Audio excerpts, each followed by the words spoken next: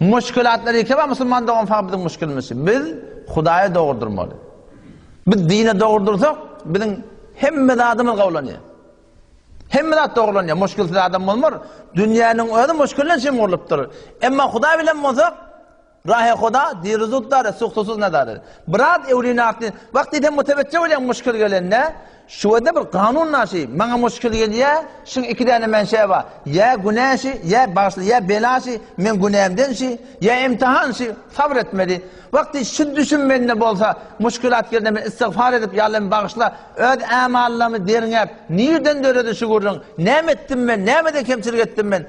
Şu tatından covran edip başlandan sonra xut bu xut Xuday Teala şoň idin doğulacak men dedi.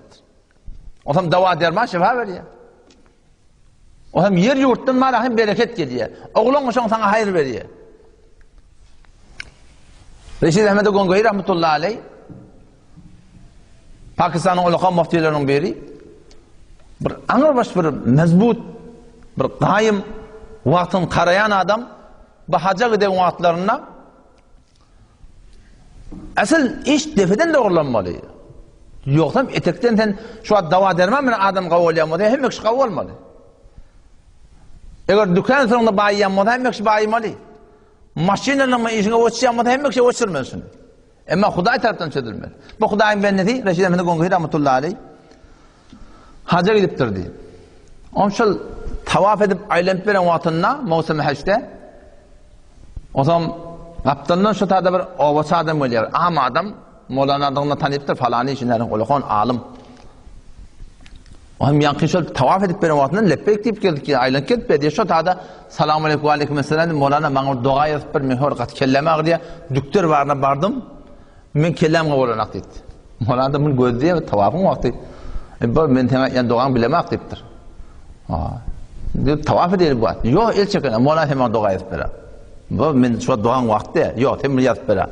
Yavşaptır diye yavşak el çekene. Hem dua yazıp vermem. O zaman ahir çerhini töküdüp dua yazma vakti yaratası. Kaptarrağa çıkıp bir tane kağıdın üstüne burada yazıp veriptir bana. Var deyiptir şundan. Dakın qavolar.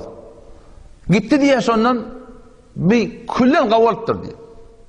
Şu da barıp dakınan şu küllen qavolıptır. O hamın daşta örneği bir neçeyir kelle ağırlı adam o kelleti qavolman her form düktöre varıp zat edip eksperdari edip kek qavolmayan kelle adacık vaqtda doğan dakın şu qavolıptır. O daşta örneği gen attır nerce oldu biten in hemeten dehmene qalın harza qalın qavolmadı şu bilen qavolmalı. Ne dua yaptı şimdi göreli dedi. Ne dua yaptı kaşo?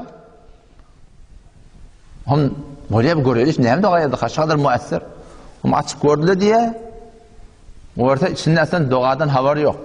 Arabi bir bak işte ordu bir ibaret yazıldı. Ne mi yazıldı? Ya Allah men janta nahi hon. Oraya manta nahi hedipti. Ya Allah mene bilemek şunu ne diyen dipti. Bana dua yapıp bir dua yapıp meşin ne diyen düşünemek. Ya Allah men janta nahi hon. Ya Allah mene şuna yani düşünemek dipti. Oraya manta nahi hedipti. Bu demek edin kabul eden aklı. Ap janta hai apna ke bende ke sath. Ya Allah öz benden ne metin şunu diptir. Qavottur di. İş tepeden çözülmeli. Bir Xuday benden dua kabul olsa, bir Xuday taraftan eğer işare olsa var akım, işten hem doğrulanıyor. O zaman şu tayda Müslüman doğrulanmış, fehmi doğrulanmalı.